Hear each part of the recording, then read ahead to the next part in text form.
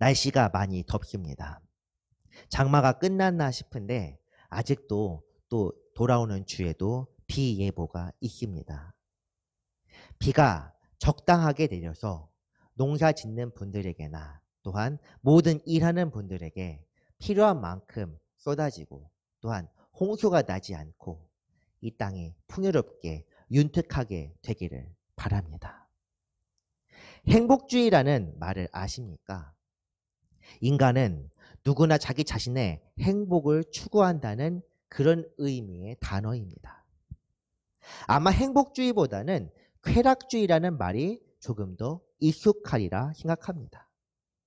정신적이든 물질적이든 육체적이든 인간은 자기 자신의 쾌락과 그 쾌락으로 인한 행복을 추구하며 살아갑니다. 이것을 거스르는 사람은 단 한 명도 없습니다. 같은 맥락입니다. 사실은 고생하는 것을 좋아하는 사람은 한 명도 없습니다. 사람이 힘들수록 악으로 깡으로 열심히 산다는 말 요즘 많이 들어보셨을 겁니다.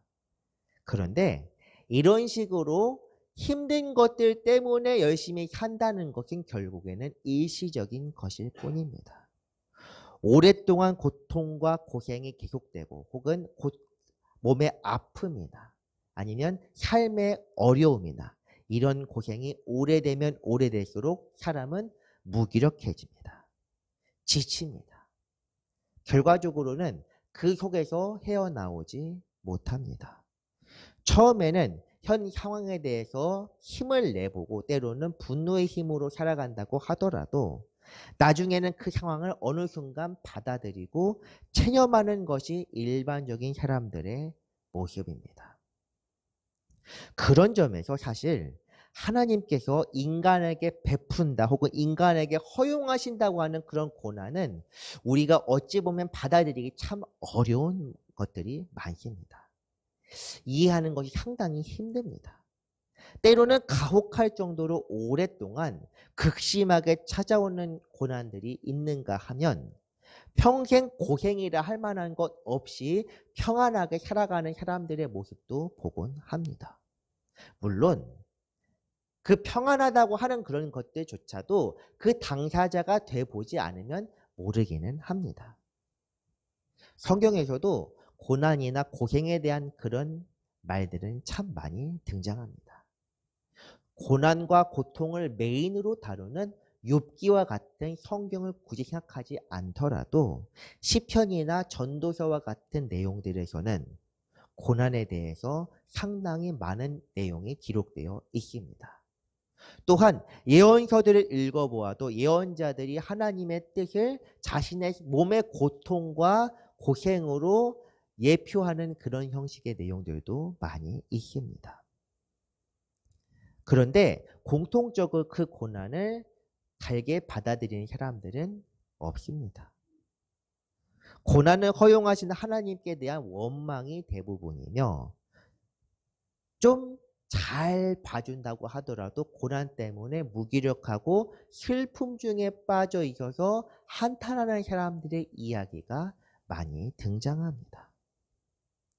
오늘 말씀도 이것이 우리 자신의 이야기가 아니기 때문에 라고 생각하면서 그냥 읽은 경우가 많이 있었을 겁니다. 이 고난을 우리 자신이 혹시라도 겪게 되면 못 견딜 만한 고난이 오늘 말씀에 들어가 있습니다. 바로 예수 그리스도의 십자가입니다. 십자가에 대해서는 우리가 이렇게 흔히 생각합니다. 우리 기독교의 상징이자 또한 우리를 구원하게 된 예수 그리스도의 고난의 예표라고 말입니다. 이것은 틀린 말이 아닙니다. 맞는 표현이지만 정확히 말하자면 십자가라는 것은 예수 그리스도의 십자가를 본받아 나도 지고까지가 함께 포함되어야만 합니다. 예수 그리스도의 십자가가 우리를 위하여 주님께 고난당하신 피와 땀과 눈물이 그 안에 담겨 있다며 그냥 주님 감사합니다로 끝내는 순간 십자가는 우리 삶과 아무런 연관이 없습니다. 예수 그리스도의 십자가는 겟세마네에서 기도, 그 기도에 잘 드러나 있습니다. 신성을 가지고 아버지의 뜻을 날마다 순종과 받듦으로 기쁘게 따르셨던 그분조차도 피와 땀을 피처럼 쏟으면서 기도하신 내용이 바로 이러합니다. 하실만 하거든 이것을 내게서 옮기시옵소서. 그전 예수님의 삶으로서는 도저히 이해할 수 없는 기도의 제목입니다. 우리가 이것을 쉽게 생각하면 안 됩니다. 어떤 사람들은 예수님이 이런 말씀을 하신 것을 받아들이지 못하고 주님께서는 사실은 겟세마네에서 다른 것을 기도하셨는데 제자들이 졸다가 제대로 잘못 들은 것이다 라고 이렇게 말하는 경우도 실제로 있습니다. 하지만 이것이 참이든 거짓인 이것이 중요한 게 아니라 이 말씀이 성경에 담겨 있다는 의미를 잘 생각해 봐야 합니다. 십자가는 하나님도 견디기 어려운 겁니다. 이것을 당연하게 받아들여야 됩니다. 그분이 좋아서 이것을 지셨다고 착각하면 안 됩니다. 그분이 기뻐하셨던 것은 십자가를 통하여 얻게 될 사람들의 구원과 사람들의 깨달음으로 기뻐하신 것이지 십자가 지는 걸 기뻐하신 것은 아닙니다. 하나님의 뜻을 이루기 위해서 지셔야만 했던 것이지 의무로 행하신 것이지 고난을 기뻐하신 것이 아니라는 사실을 우리가 이해할 수 있어야 참 그리스도인의 길로 나아갈 수 있습니다. 지난 시간 말씀에 대해 잠깐 짚고 오늘 말씀을 같이 나누겠습니다. 지난 시간 제목은 복음의 신비입니다. 하나님께서 인류와 세상에 당신 스스로를 드러내시는 방식이 바로 여러 가지 형태가 있고 이것들 중에서 예수 그리스도께서 직접 오셔서 우리에게 나타나셨다. 이것에서 복음이 시작된다는 그 말씀을 가지고 우리가 지난 시간 말씀을 나누었습니다. 하나님께서는 놀라운 일들과 기적들 그리고 선지자들의 계시나 천사들을 통해서 여러 형태로 말씀하셨고 이 뜻을 성취하신 분은 말씀으로 이 땅에 오신 예수 그리스도였다는 것. 그리고 그 뜻에 의하여 복음의 은혜의 수혜자가 된 사람들이 우리 모든 사람들이며 우리 모두도 그렇기에 복음의 하나님의 상속자가 되었다는 것이 지난 시간에 말씀드립니다. 오늘 말씀 시작 부분에서는 그 말씀에 이어서 이 말씀을 받고 있습니다. 바로 5절 말씀의 내용입니다. 5절 말씀은 하나님이 우리가 말하는 바 장차 올 세상을 천사들에게 복종하게 하심이 아니니라고 되어 있습니다. 장차 올 세상이라는 것은 그리스도의 통치 아래 있는 새 예루살렘에 대한 이야기입니다. 이는 우리의 소망이 되는 하나님의 통치하시는 영원한 나라입니다. 천사들은 이 장래일을 우리에게 전하는 자들이자 성령의 은사나 하나님의 계시와 마찬가지로 성령의 뜻에 따라 도구로 사용되는 존재들이 바로 천사입니다. 그러므로 마땅히 천사들을 우리의 소망을 위하여 예수 그리스도를 따르는 우리를 위하여 존재하는 자들입니다. 그 소망은 무엇이냐? 우리가 예수 그리스도의 복음 안에 굳게 서서 날마다 살아간다면 우리는 그리스도 안에서 장차 올 나라에서 영원히 거하게 될 것이라. 어떻게? 부활한 몸으로서 말입니다. 6절부터의 말씀입니다. 하나님의 말씀을 인용하는 구절들이 등장합니다. 바로 6절에서 8절까지의 말씀입니다. 그러나 누구인가가 어디에서 증언하여 이르되 사람이 무엇이기에 주께서 그를 생각하시며 인자가 무엇이기에 주께서 그를 돌보시나이까. 그를 잠시 동안 천사보다 못하게 하시며 영광과 존귀로 관을 씌우시며 만물을 그 발 아래에 복종하게 하셨느니라 하였으니까지만 일단 읽겠습니다. 이 말씀은 우리가 교동문에서 읽었던 시편 8편 다윗의 시의 일부입니다. 시편 8편 4절에서 6절까지의 내용을 인용한 부분입니다. 다윗은 이 세상, 모든 세상은 만물을 만드시고 주관하시는 하나님, 특별히 이 모든 것들을 인간을 통하여 주관하고 다스리게 하셨던 하나님의 섭리에 대해서 찬양했었습니다. 히브리서 말씀은 이 말씀을 인용하여 사람의 몸을 입고 오신 인자, 즉 예수 그리스도께서 영광을 얻게 되심을 이 시를 통해서 노래하고 있습니다. 원문에서는 우리가 교도문에서 읽었던 것처럼 하나님보다 조금 못하게 하시며 라고 되어 있습니다. 이 구절이 천사보다로 바뀌어 있습니다. 하지만 이것은 큰 문제가 되지 않는다는 것을 우리가 이미 이전에 확인했었습니다. 이때 당시에 천사의 개념은 날개 달린 사람의 모습을 하고 있는 사람들뿐만 아니라 하늘의 일월 성신과 자연 만물들을 포함하는 의미임을 여러분들은 이미 잘 알고 있습니다. 그렇기 때문에 실제로 원문에서도 이 말씀은 신들이란 표현을 천사들로 번역한 것입니다. 하나님에 해당한 단어, 즉 인간은 이 자연 만물보다 못하지만 영광과 존귀로 관을 썼다는 것이 원문의 구절 원래의 내용입니다. 예수 그리스도께서는 이 땅에 계신 동안에는 철저하게 사람의 모습으로 사셨습니다. 사람의 형상을 입고 그 무엇들보다 특별하게 무언가를 하지 않고 사람들의 형상을 입고 사셨습니다. 예수님께서 그렇기 때문에 제자들에게 말씀하신 것입니다. 나를 믿는 자는 내가 하는 것을 그도 할 것이다. 이게 예수님이 특별하게 하나님의 아들이기 때문에 이 땅에서 기적을 행하신 것이 아니라는 사실입니다. 귀신 쫓는 것 당시에도 있었습니다. 바리새인들이 예수님을 바알세불에 빙의 됐다고 비판할 때, 그렇게 비난할 때 예수님께서는 너희 아들들도 귀신을 쫓아낸다고 그렇게 반박하셨습니다. 당시에 예수님께서 행하신 이적과 기사가 예수님이기 때문에만 행한 것이 아니라는 사실입니다. 성령이 오신 이후에는 제자들도 실제로 그런 일들을 행했습니다. 그때는 아직 신들, 즉 천사들보다 못한 모습이었습니다.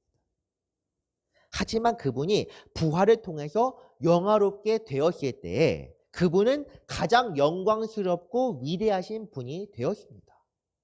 그 말씀이 바로 8절 나머지 부분, 제가 아까 읽지 않았던 그 8절 나머지 부분과 9절에 담겨있는 내용입니다.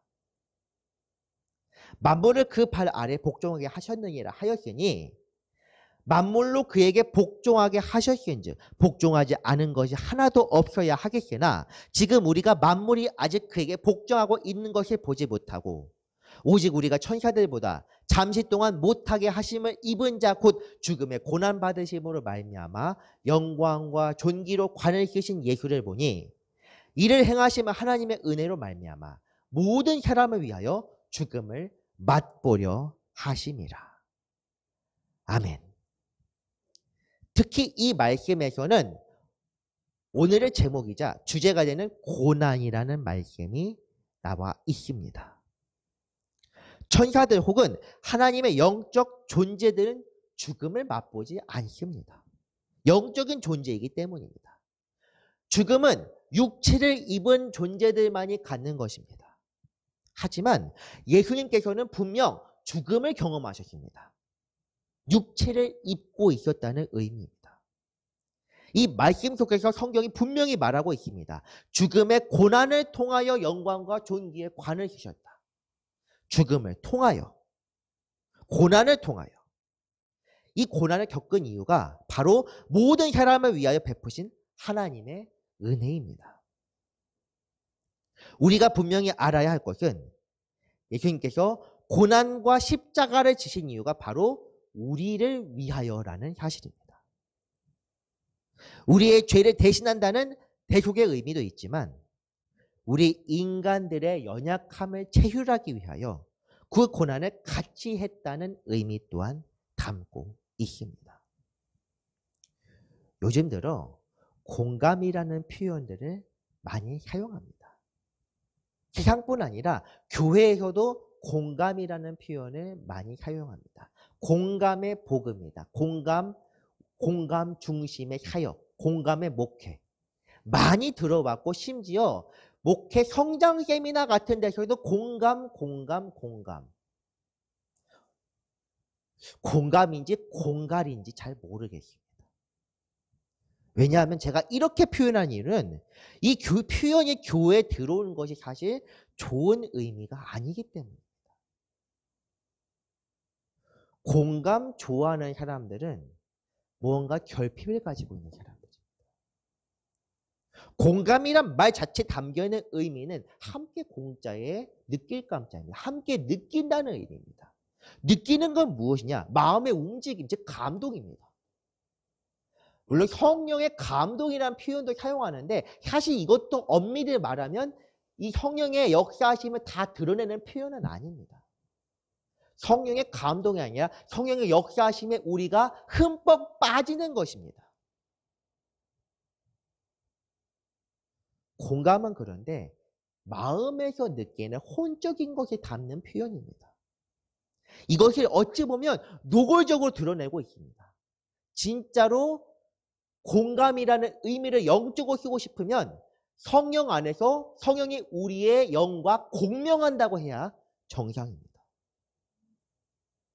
예수님께서 이 땅에 오셔서 겪으신 고난도 우리의 고난을 공감하기 위해서라고 착각하는 사람들이 너무나도 많이 있습니다. 분명 그렇습니다. 하지만 그것은 아닙니다. 그분은 우리의 죄를 대신하여 고난을 짊어지셨습니다. 그래서 그분은 공감하는 대신에 이렇게 말씀하십니다. 내가 먼저 본을 보였으니 너희도 나를 따르라.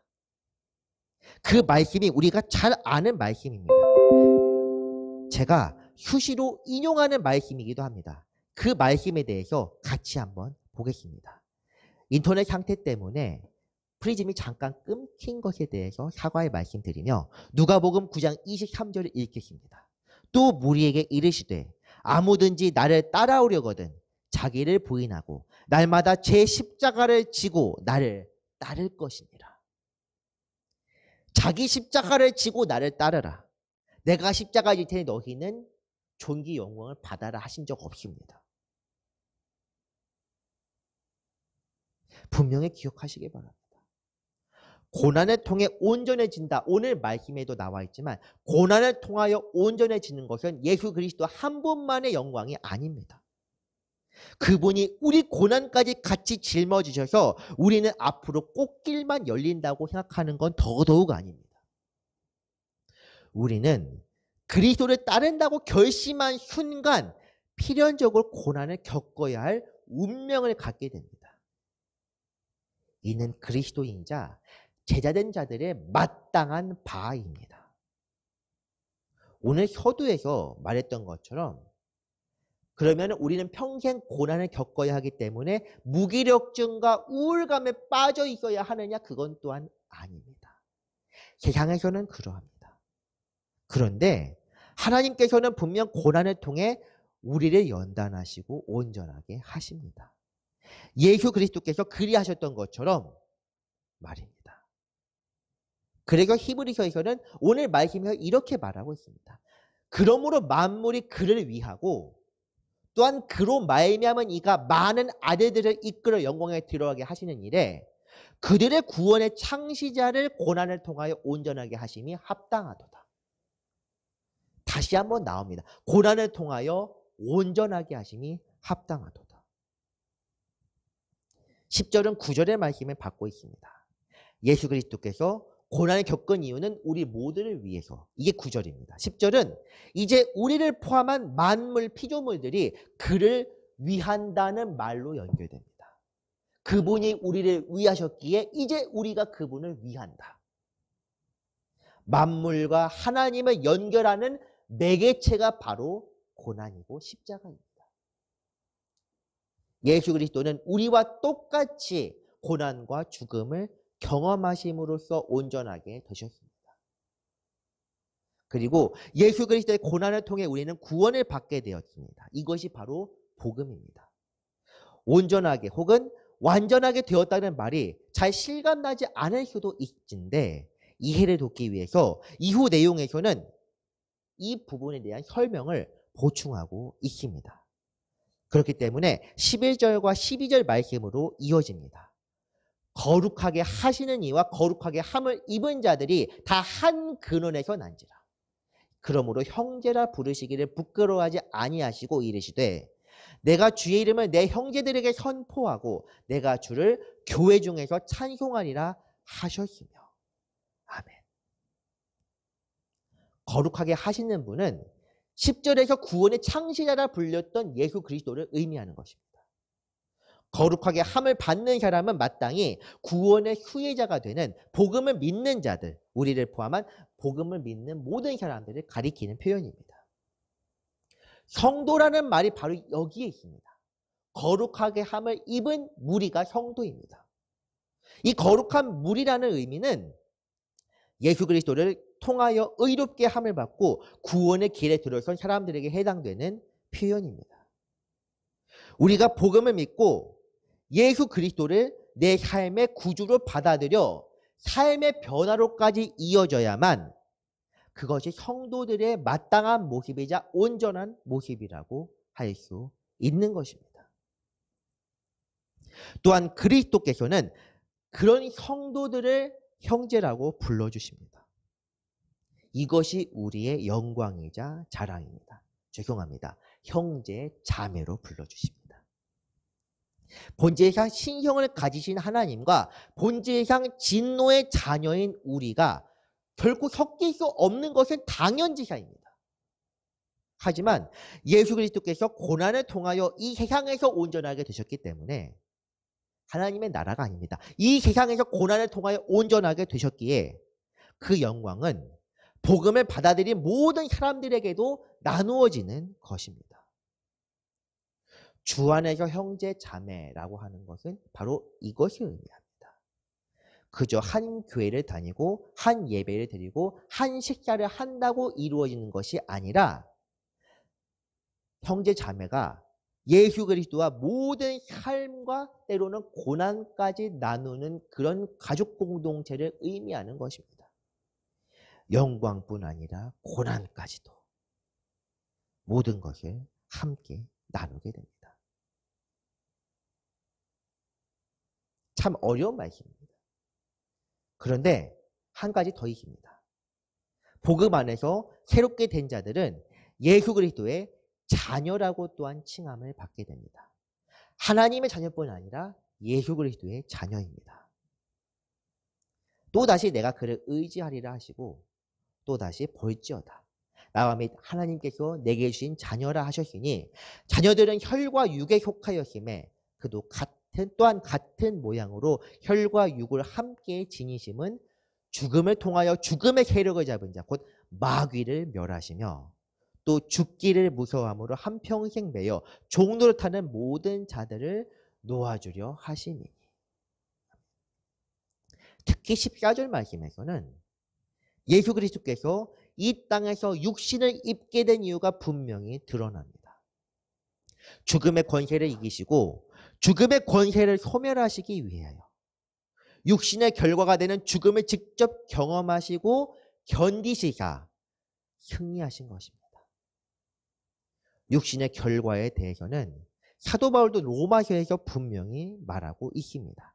로마서 6장 23절 죄의 삭선 사망이요 하나님의 은사는 그리스도 예수 우리 주 안에 있는 영생입니다. 죄의 삭선 사망입니다. 육신이 바라는 것은 본질적으로 죄의 소망입니다. 인간이 아무리 노력해도 죄를 벗어날 수 없습니다. 그 악순환을 끊기 위해서는 다른 무언가의 도움이 필요합니다. 그것이 이전에는 율법이었는데 율법을 통하여 행함으로는 이룰 수 없기 때문에 또 다른 매개자가 나타난 것이고 그게 바로 우리의 주님이십니다. 그렇기 때문에 앞서 히브리서 내용에서는 주께서 이 땅에서 고난을 당하심이 우리 모두를 위한 것이라고 말씀한 것입니다. 주님만이 승리하셨습니다. 하지만 그 승리는 주님 한 분만의 것이 아닙니다.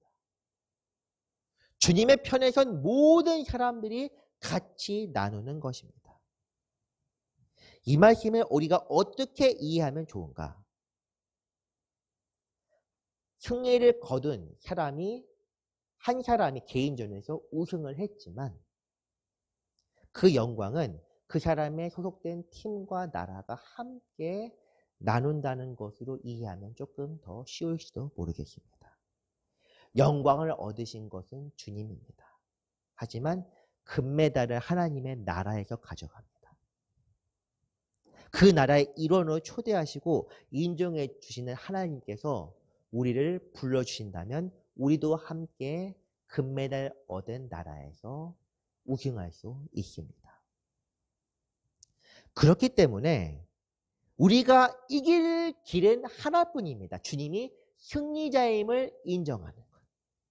주님과 한 나라임을 그 소속을 드러내는 것.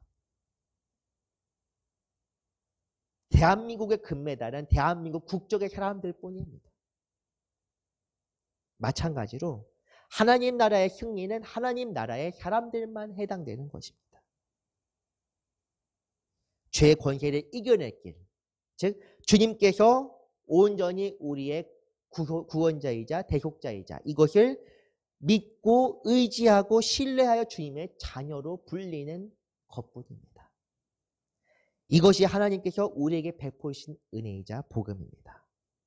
성경에서는 이 히브리서 내용들과 비슷한 주제를 담고 있는 말씀이 로마서 8장에 있습니다. 로마서 8장에서 말씀을 한번 찾아보도록 하겠습니다. 로마서 8장 3절과 4절 내용에선 이렇게 나와 있습니다. 율법이 육신으로 말미암아 연약하여 할 수 없는 그것을 하나님은 하시나니 곧 죄로 말미암아 자기 아들을 죄인의 육신의 모양으로 보내어 육신의 죄를 정하사 율법을 따르지 않고 그 영을 따라 행하는 우리에게 율법의 요구가 이루어지게 하려 하심이라. 율법 자체가 악한 것이 아닙니다. 본질상 진노의 자녀인 우리 모두는 율법을 행할 만한 능력이 없을 뿐입니다. 그러므로 결국 율법을 통해서 우리가 죄를 범하고 있는 죄인이라는 사실만을 확인할 수 있습니다. 그러므로 하나님께서는 그 은혜대로 아들을 보내셔서 죄의 사실을 끊어주셨습니다. 죄의 종이 아닌 우리를 하나님께서 자녀로 부르시고 불러주셨습니다. 같은 로마서 8장 15절입니다. 너희는 다시 무서워하는 종의 영을 받지 아니하고 양자의 영을 받았으므로 우리가 아빠, 아버지라고 부르짖느니라. 아멘. 이를 증언하는 분이 바로 성령님입니다. 우리는 그리스도 안에서 하나님께 입적된 양자입니다.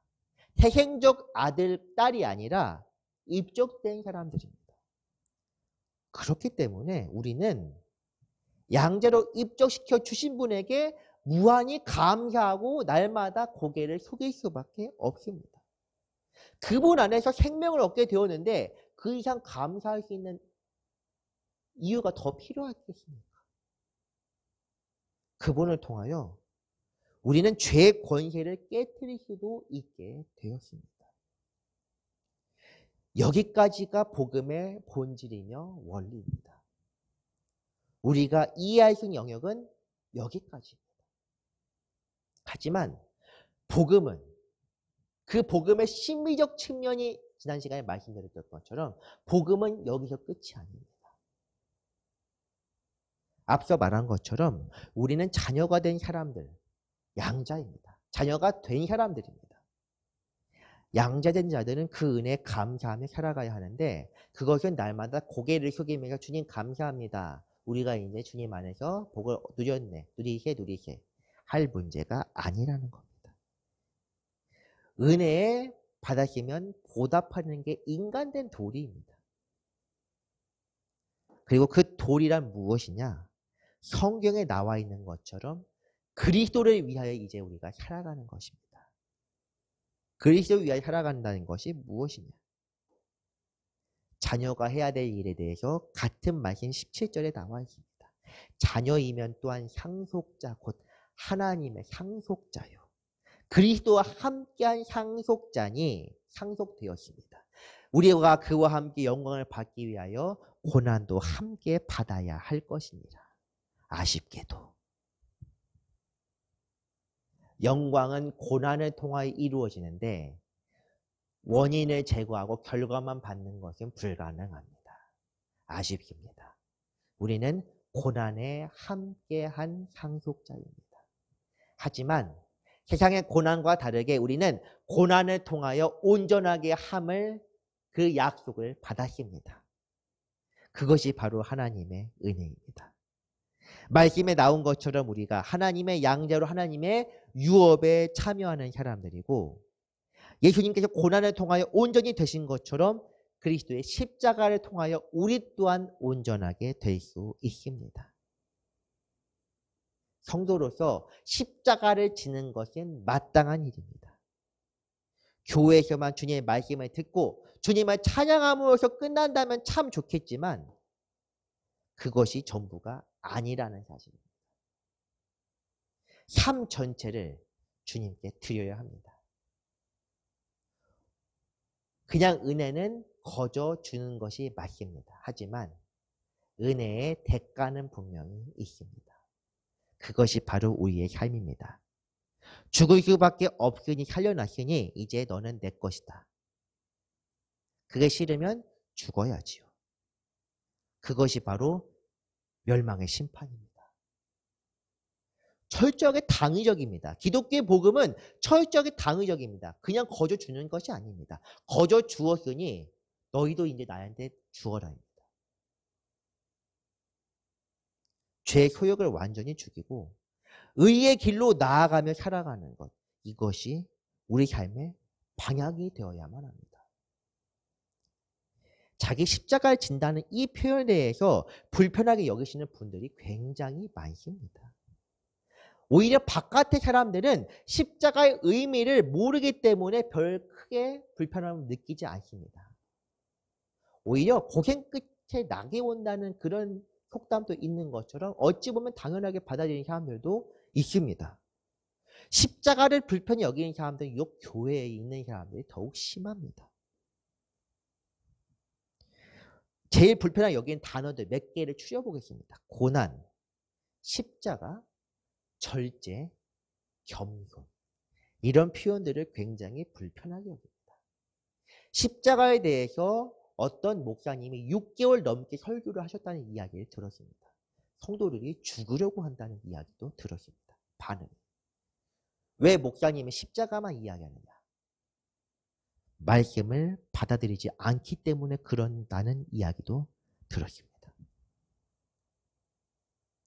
사실 제가 이 고난의 십자가의 복음을 계속 이야기하는 이유는 히브리서 자체의 주제가 그렇기도 하지만 제 스스로도 온전히 받아들이기 어렵기 때문이기도 합니다.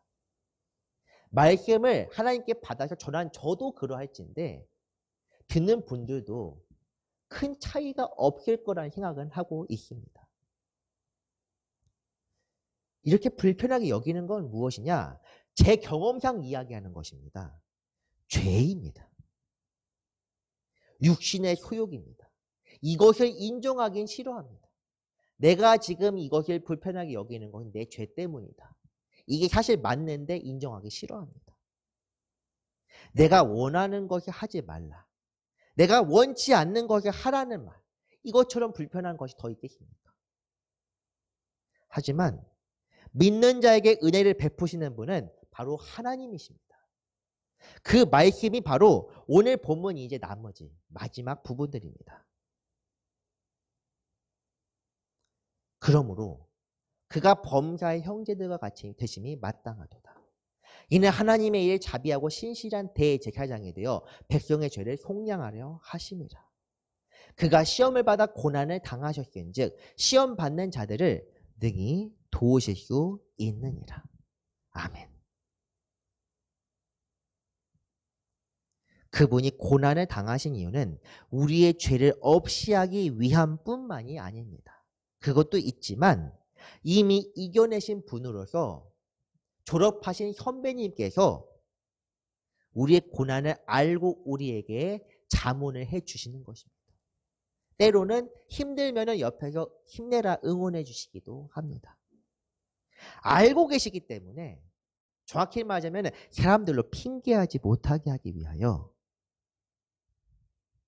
우리가 그 고난을 이겨낼 수 있도록 주님께서 나도 이 땅에서 고난을 통하여 온전하게 되었다며 힘을 더하십니다. 우리가 꼭 내 손발에 못이 박히지 않더라도 우리 삶에서의 주님을 위하여 당하는 애매한 고난이 우리를 온전하게 합니다. 주님께서 그것을 겪으시지 아니하셨다고 하더라도 우리의 고난만으로도 우리는 하나님 앞에서 온전하게 될 수 있습니다. 우리를 위하여 그리고 하나님 우편에서 지금 우리를 자비로운 눈길로 바라보시고 우리를 위하여 중보하시는 분, 그분이 바로 예수 그리스도입니다. 예수님을 믿으십니까? 그 예수님을 믿으십니까? 그분을 향한 온전한 믿음 안에 거하시기 바랍니다. 나아가 그 믿음 안에서 자라가시기 바랍니다. 그 믿음은 고난을 통하여 온전하게 하는 믿음입니다. 우리를 영적으로 성장시키는 것, 우리를 온전하게 하는 것은 예전과 예식에 있는 것이 아니라 십자가를 지고 주님을 본받는 삶입니다. 우리의 욕심을 억제하고 포기하고 복음을 위하여 살아가는 우리 자신의 삶, 그것을 통하여 주님의 성도로서 부끄럽지 않는 삶을 오늘도 살아가시기를 주님의 이름으로 축원합니다. 기도하겠습니다. 사랑과 은혜가 많으신 하나님 아버지, 감사드립니다. 주님, 우리가 고난을 통하여 온전하게 될 수 있도록 인도하옵소서. 우리를 붙드시고 날마다 주님 안에서 살아갈 수 있도록 도와주옵소서. 감사드리며 예수님의 이름으로 기도드렸습니다.